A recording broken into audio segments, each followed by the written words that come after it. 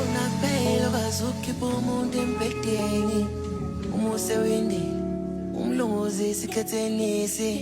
bese umthatha isifoni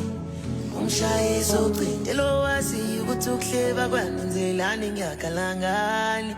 ungathi kuyakhokha impela ukuhleba masekuhlele emakhoneni kuxoxa indaba zabantu ukuthi umntakabani usenzeni ngenhliziyo